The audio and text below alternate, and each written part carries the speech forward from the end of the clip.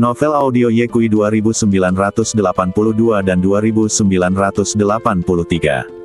Dengan judul Suamiku, Tolong Tinggallah Bersamaku. Pangeran dunia bawah sedang duduk di atas takhta dan bertanya kepada penjaga dengan nada tenang, "Mengapa kamu begitu panik?" Penjaga itu berkata, "Yang mulia, putra mahkota, baru saja, lampu kehidupan tetua ke-10 padam." "Apa?" Setelah mendengar ini, pangeran dunia bawah langsung berdiri. Para tetua yang duduk di bawah juga berdiri dan berseru, "Si tua sudah mati. Apakah kamu bercanda? Laozi adalah raja suci yang tiada taraf, bagaimana dia bisa mati?" Pangeran dari suku Neter berkata, 10 tetua sangat terlatih, bagaimana mereka bisa mati?" "Apa yang terjadi?" Penjaga itu berkata, "Saya tidak tahu persis apa yang terjadi. Saya hanya melihat lampu kehidupan tetua ke-10 padam." Mata pangeran dunia bawah langsung menjadi gelap dan dia bertanya, "Tetua, bagaimana menurutmu?" Tetua kelima berkata, 10 orang tua mungkin mengalami semacam kecelakaan. Tetua keenam juga berkata, "Meskipun kami belum pernah ke dunia kultivasi selama bertahun-tahun, kami tahu betul tentang kekuatan eksternal. 4 tanah suci dan klan pedang King Yun, termasuk 3 dinasti besar di benua tengah, yang paling kuat dan berkuasa hanyalah orang suci." Tetua ketujuh melanjutkan, "Bahkan jika ada raja suci yang tak tertandingi di dunia kultivasi, saya pikir dengan kekuatan Lao Jiu dan Lao Ten, mereka dapat dengan mudah menghadapinya. Saya pikir apa yang dikatakan Lao Wu masuk akal, Lao Ten takut dia menghadapi situasi yang tidak terduga. Jika Yekui ada di sini, dia pasti akan berkata, 'Saudaraku, informasimu terlalu terbelakang. 4 tanah suci telah lama dihancurkan, dan benua tengah telah bersatu sejak lama.'" Pangeran dari klan dunia bawah bertanya lagi, "Jadi, kecelakaan apa yang terjadi pada 10 tetua? Mungkinkah itu ada hubungannya dengan dia? Mungkinkah ini metodenya?" Tetua kedua berkata, "Yang mulia, kami semua tahu kekuatannya. Tidak mungkin dia membunuh Laozi. Meskipun 10 tua sudah mati, kamu tidak perlu terlalu khawatir. Lagi pula, masih ada 9 tua. Lao Jiu pasti bisa menyelesaikan misinya. Saat Lao Jiu membawanya kembali, kita bisa mengetahui kebenaran di balik kematian Laozi." Pangeran dari suku Neter mengangguk dan berkata, "Ketika tetua ke-9 membawanya kembali, saya pasti akan menanyakannya dengan jelas. Jika kematian tetua ke-10 ada hubungannya dengan dia, maka saya pasti tidak akan membiarkannya pergi. Setiap tetua adalah pilar klan Neter kita. Dia bisa mati, tapi para tetua tidak boleh mengalami kecelakaan." Mendengar hal tersebut, para tetua yang hadir merasakan kehangatan di hati mereka. Namun, detik berikutnya, penjaga lain berlari dengan panik. "Yang mulia, sesuatu yang serius telah terjadi." Pangeran dunia bawah melirik ke arah penjaga yang sedang berbicara, duduk di singgasana, dan berkata dengan nada kesal, "Tidak perlu bicara lebih banyak, saya sudah tahu tentang kematian 10 tetua, kamu bisa turun." Namun, penjaga itu tampak getir dan berkata, "Yang mulia, Anda bukan tetua yang ke-10. Pangeran dunia bawah. Bukan tetua ke-10. Pangeran dunia bawah sedikit terkejut dan bertanya, "Apa itu?" "Kali ini tetua ke-9. Penjaga itu berkata, "Baru saja, lampu kehidupan tetua ke-9 padam." Ledukan. Pangeran klan Neter berdiri karena terkejut, dengan keterkejutan yang mendalam di matanya. Tetua ke-10 meninggal, dan tetua ke-9 juga meninggal. Sebelum gerbang menuju dunia bawah dibuka, 2 tetua yang kuat meninggal mendadak. Tidak bagus. Beberapa tetua di tempat kejadian mula-mula saling memandang, lalu berbisik. Lao Jiu juga sudah mati. Apa yang terjadi? Mengapa Lao Jiu dan Lao Ten mati? Dengan kekuatan Lao Jiu dan Lao Ten, jika mereka bergabung, bahkan Kaisar Semu pun bisa bertarung. Kenapa mereka bisa mati? Lao Jiu dan Lao Ten sudah mati sekarang. Jika kita menunggu gerbang dunia bawah terbuka, apakah pasukan kita masih bisa melenyapkan dunia kultivasi? Patah. Pada saat ini, pangeran dunia bawah tiba-tiba menyerang dengan telapak tangannya, dan dalam sekejap, kedua penjaga yang melaporkan situasinya berubah menjadi abu. "Aku hanya tahu cara melaporkan kesedihan, tapi aku tidak tahu cara melaporkan kabar baik." Kutu kupret. Para tetua di tempat kejadian semuanya tampak tenang. Mereka sudah lama terbiasa dengan hal semacam ini. Pangeran dunia bawah menarik napas dalam-dalam dan mencoba menenangkan keterkejutan di hatinya. Dia menatap tajam ke arah para tetua di bawah dan berkata dengan sungguh-sungguh, tetua ke-9 juga meninggal. Ini bukan kecelakaan. Kita harus menemukan kebenarannya secepat mungkin. Apapun yang terjadi, kita tidak boleh membiarkan masalah ini mempengaruhi pembukaan gerbang menuju dunia bawah. Tetua kelima mengerutkan kening dan berkata dengan suara yang dalam, Yang Mulia, masalah ini sungguh aneh. Tetua ke-9 dan tetua ke-10 sama-sama berada di alam Raja Suci yang tak tertandingi dan memiliki kekuatan yang luar biasa. Bagaimana mereka bisa jatuh satu demi satu? Mungkinkah orang kuat yang tidak kita kenal telah muncul di dunia kultivasi? Tetua ke-6 berkata, kita sudah terlalu lama berada di dunia bawah, dan berita tentang dunia kultivasi telah tertinggal. Menurut pendapat saya, kita harus menyelidiki situasi saat ini di dunia kultivasi secepat mungkin agar tidak mempengaruhi rencana kita. Apa yang dikatakan Lao Liu masuk akal. Tetua kedua berkata, Lao Jiu dan Lao Ten sangat kuat, tetapi mereka berdua telah jatuh sekarang, yang menunjukkan bahwa mereka kemungkinan besar telah bertemu dengan orang yang kuat. Terlihat bahwa pasti ada seorang master di dunia kultivasi. Masalah ini harus diselidiki dengan jelas.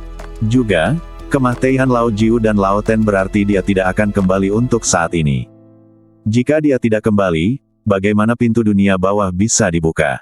Mendengar ini, raut muka semua orang menjadi serius. Tetua kedua benar, dia harus dibawa kembali. Pangeran dunia bawah berkata, tetapi tetua ke-9 dan tetua ke-10 telah meninggal, siapa yang dapat membawanya kembali? Beberapa tetua berdiskusi sebentar, dan tetua ke-8 dan tetua ke-7 berdiri. Yang Mulia, ayo kita pergi. Pangeran dari suku Neter melirik kedua pria itu dan berkata, saya sangat senang bahwa tetua ke-7 dan tetua ke-8 dapat mengambil inisiatif untuk meminta bantuan. Izinkan saya memberitahu Anda 3 hal. Pertama, setelah pergi, selidiki situasi terkini di dunia kultivasi. Kedua, untuk mengetahui penyebab kematian tetua ke-9 dan tetua ke-10, yang terbaik adalah mencari tahu siapa yang membunuh mereka. Begitu Anda menemukan pembunuhnya, jangan bertindak gegabah. Pembunuhnya harus sangat kuat jika dia bisa bunuh tetua ke-9 dan tetua ke-10. Ketika gerbang menuju dunia bawah terbuka, saya akan memimpin pasukan untuk memusnahkan dunia kultivasi. Pada saat itu, Yang Mulia secara pribadi akan membalaskan dendam para tetua ke-9 dan ke-10. Hal ketiga adalah kamu harus membawanya kembali kepadaku. Setelah mengatakan ini, mata pangeran dunia bawah menjadi suram, dan dia berkata dengan lemah, aku sudah lama tidak bertemu dengannya, dan aku sangat merindukannya. Ya, tetua ke-7 dan tetua ke-8 membungkuk sebagai jawaban. Pangeran dari suku Neter berkata kepada tetua lainnya, tolong bekerja sama untuk membuka susunan teleportasi dan mengirim tetua ke-7 dan tetua ke-8 ke dunia budidaya.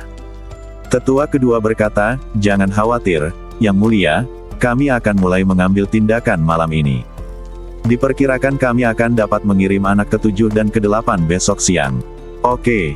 Pangeran dari suku Neter sekali lagi memberitahu tetua ke-7 dan tetua ke-8, dua tetua, apapun yang terjadi, tolong lakukan hal yang saya katakan dengan baik. Ketika Anda kembali, Yang Mulia akan merayakan kesuksesan Anda. Tetua ke-7 dan tetua ke-8 menjawab serempak, ya. Pangeran dari klan dunia bawah melambaikan tangannya, memberi isyarat kepada para tetua untuk bersiap, dan kemudian berkata, tetua kedua, mohon tinggal sebentar.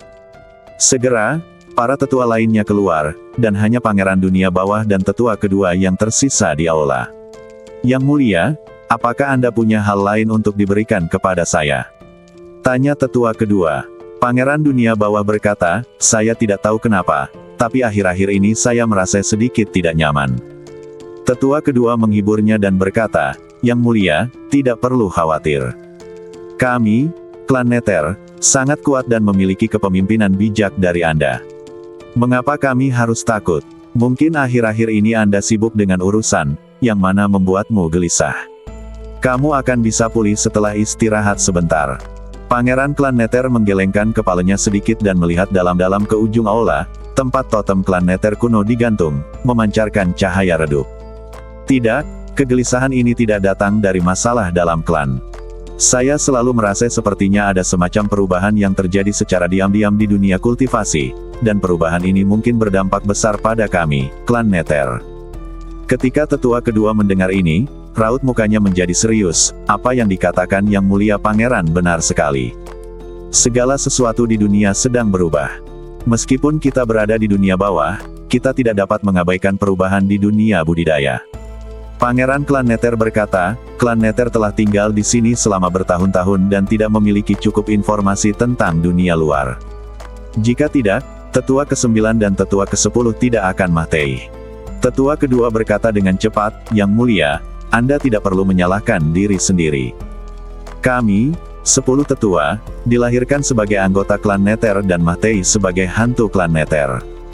Lao Jiu dan Lao Ten mati demi Yang Mulia Putra Mahkota. Itu adalah kehormatan mereka. Ketika Pangeran klan Nether mendengar ini, dia merasa jauh lebih baik dan berkata, terima kasih kepada 10 tetua Anda yang telah membantu saya selama ini. Jika tidak, saya tidak tahu akan jadi apa klan Nether di tangannya. Tetua kedua, apakah kamu mengunjungi tetua pertama baru-baru ini? Dia telah mengasingkan diri selama bertahun-tahun dan tidak ada pergerakan sama sekali.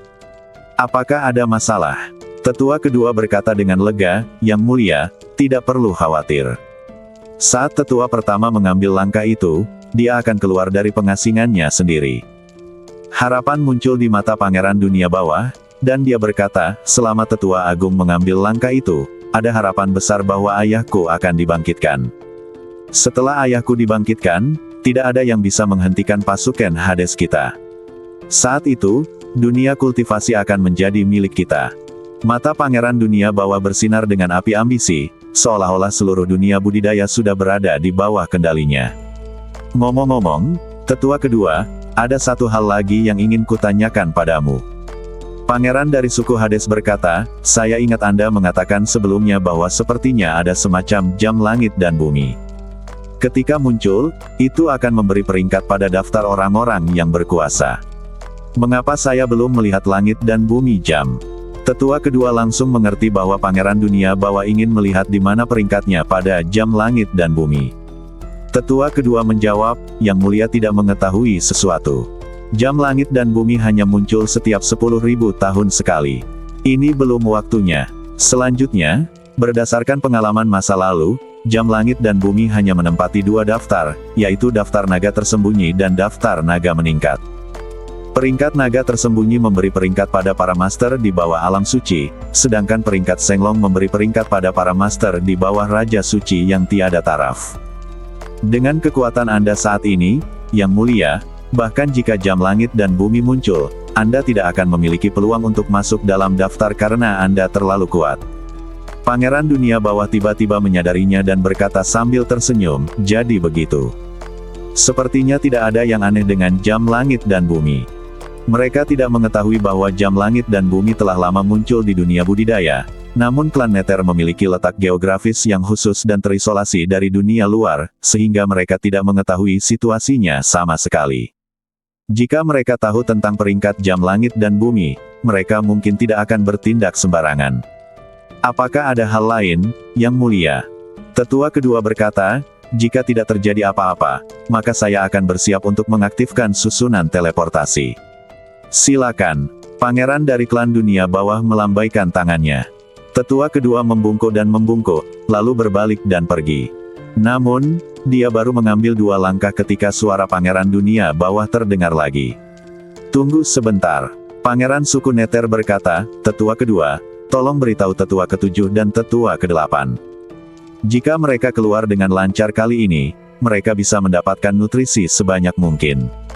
Semakin banyak nutrisi yang ada, semakin cepat pula waktu kebangkitan ayah. Taruhannya tinggi, jadi lakukan yang terbaik. Ya, saya akan menyampaikan kata-kata yang mulia kepada Laoki dan Lao Ba kata demi kata. Pangeran Dunia Bawah melihat sosok tetua kedua yang akan pergi, dan keheningan kembali terjadi di aula. Dia berjalan perlahan menuju totem kuno Dunia Bawah, mengulurkan jari-jarinya dan dengan lembut menyentuh garis rumit pada totem tersebut, dengan ambisi yang kuat bersinar di matanya. Tidak akan lama lagi aku bisa memimpin pasukan klan Nether untuk melenyapkan dunia kultivasi dan mendominasi dunia. Ye Kui tidak tahu apa yang terjadi di dunia bawah. Setelah membunuh tetua ke-9, dia kembali ke paviliun Rongbao dengan Xiao Di di pelukannya. Begitu dia kembali, semua orang segera berkumpul di sekelilingnya. Chang Seng, kamu baik-baik saja? Ning An bertanya dengan prihatin. Ye Kui tersenyum dan berkata, saya baik-baik saja. Bos, aku mendengar dari kakak iparku bahwa ada orang kuat dari dunia bawah yang menculik Xiao Di. Di mana orang itu, bertanya. Ledukan. Master alis panjang mengetuk dahi Lin dan Yao dengan jarinya dan berkata dengan marah, apakah kamu perlu bertanya? Kutu kupret kecil itu telah kembali dengan selamat, dan Nona Xiao Di juga telah merebutnya kembali. Orang itu pasti sudah mati. Ye Kui tersenyum dan berkata, benar, aku membunuh orang itu. Raja Wu dari Zhou berkata dengan suara yang dalam, klan Nether belum lahir selama bertahun-tahun. Begitu mereka muncul kali ini, mereka menyebabkan masalah di benua tengah, dan 2 orang kuat meninggal. Saya khawatir mereka tidak akan membiarkannya itu pergi. Ye Kui mengangguk dan berkata kepada Ning An, 2 orang yang saya bunuh adalah tetua klan Nether dengan status tinggi. Baru-baru ini, saya meminta orang-orang di bawah untuk mengawasi mereka dan siap berperang kapan saja. Khususnya di kota Kekaisaran, kita harus bersiap dan jangan gegabah. Selain itu, hilangnya orang di 4 kota tersebut jelas terkait dengan Hades. Aku akan berangkat bersama orang tua itu besok pagi untuk menyelidiki 4 kota.